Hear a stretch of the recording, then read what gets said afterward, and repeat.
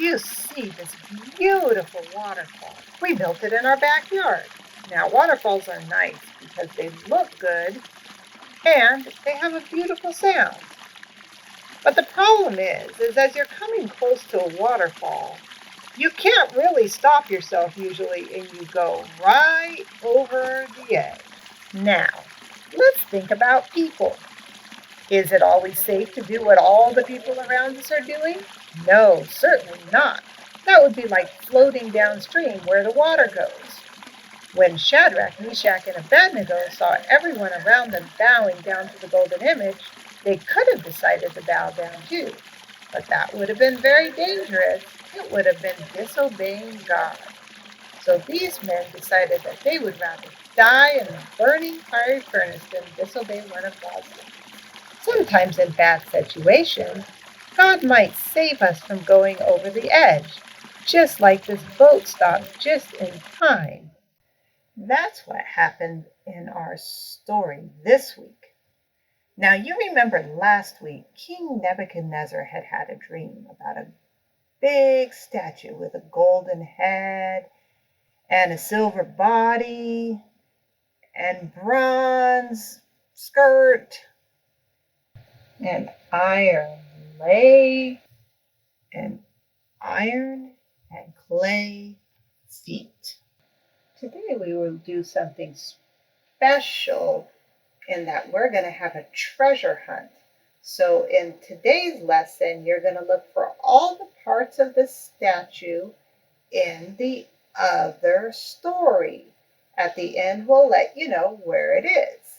So last week, we found out about Nebuchadnezzar and how he had dreamed a dream of a statue with many different parts. This week, we're going to find out how Nebuchadnezzar tried to change up the story that God had said.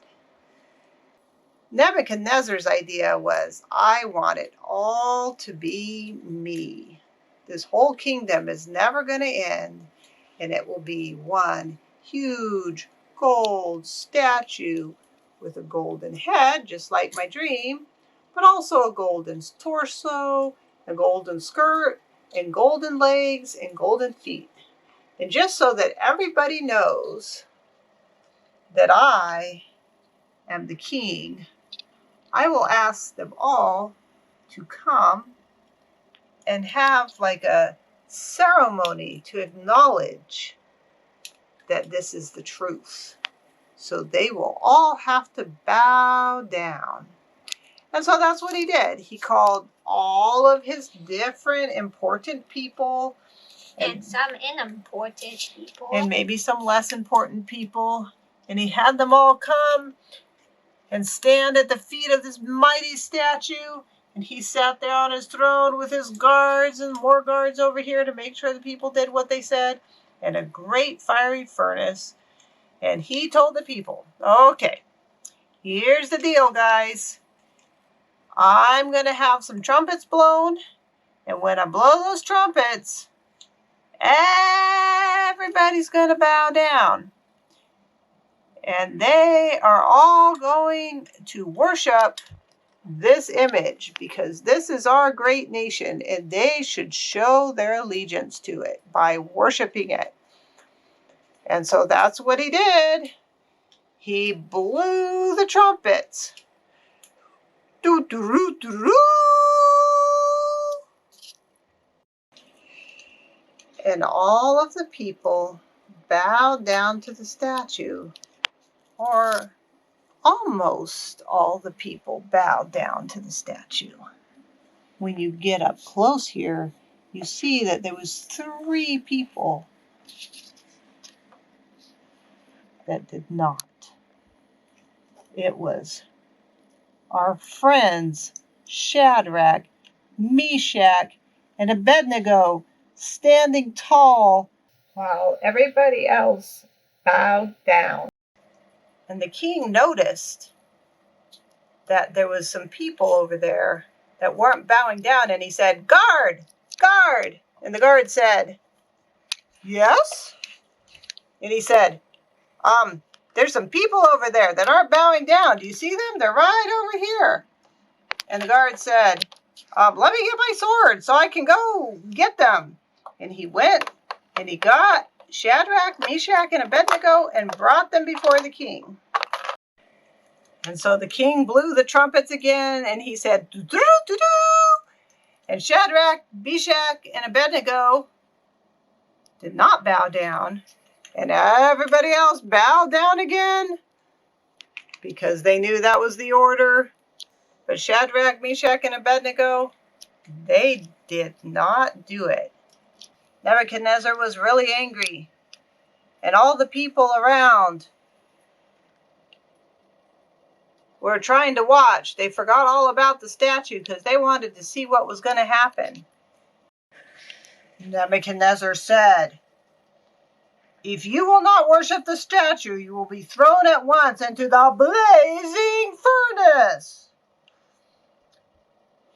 Then what God will be able to save you from my power? But Shadrach and Meshach and Abednego, they didn't go with the flow. They didn't do what Nebuchadnezzar said. Instead, they said, King Nebuchadnezzar, we don't need to talk about this anymore. We might be thrown into the blazing furnace, but the God we serve is able to bring us out of it alive. He will save us from your power. But we want you to know this, Your Majesty. Even if we didn't know that God would save us, we still would not serve your gods. We wouldn't worship the gold statue that you set up. Then Nebuchadnezzar was very angry with Shadrach, Meshach, and Abednego. The look on his face changed, and he ordered that the furnace be heated 7 times hotter than usual. He also gave some of the strongest soldiers in his army the command to tie up Shadrach, Meshach, and Abednego and throw them into the furnace. Guards made the fire 7 times hotter. In fact, it was so hot that it actually melted off the top of the hearth, and the flames were shooting out everywhere. And they threw Shadrach, Meshach, and Abednego into the fire. And when they did, they all died because it was so hot. There they all are dead. There's Shadrach and Meshach and Abednego, and everybody in the crowd was looking at it going, oh, what's happening now? And the guys up the trees were like, oh, what's happening now? And suddenly something weird happened. There was a light. Then something amazing happened. There were Shadrach, Meshach, and Abednego still standing in the fire, but there was a 4th person with them. When Nebuchadnezzar came closer, he's here, came closer, but not too close because he didn't want to die, as close as he dared, and he said, wait, didn't we put 3 guys in the fire? But now there's a 4th one there with him, and it looks like one of the gods. And then he said, Shadrach, Meshach, Abednego, come on out of there. And Nebuchadnezzar called the 3 out, and their clothes weren't burned, and their hair wasn't singed, and nothing was wrong with them at all, except they had lost their handcuffs, which they were very glad about. And Nebuchadnezzar was so amazed. He was like, oh, surely your God really is the real God. And all this stuff about idols, not so much. And so he changed his command and he said, everybody, if you're going to worship anyone, the one you worship is the true God of Shadrach, Meshach, and Abednego. And everyone said, all righty, Nebuchadnezzar. And from then on, that was the rule. So you see, Shadrach, Meshach, and Abednego did what they were supposed to, even when it was at risk of dying, because they knew that's what God wanted them to do. And they also believed that God would take care of them.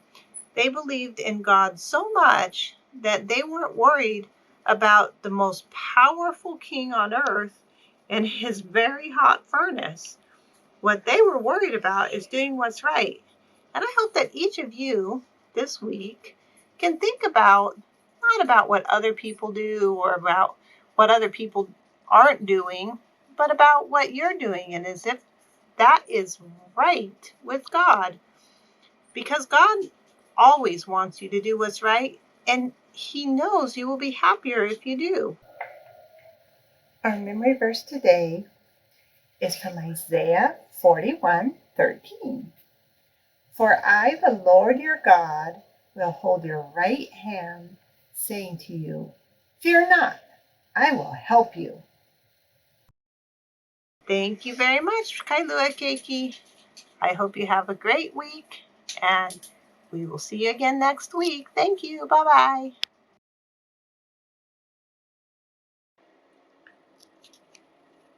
The head of gold was in the statue. Was in the new statue because it was still a head of gold. Now that I'm holding. So anyway, there, see? So, see that ground he's standing on? That was the clay from the feet. So see that edge of the furnace and the other edge? Those were the two legs of iron, and the fire was the skirt of bronze. And hold on for a second. The back was made from the iron chest and the other part of the feet.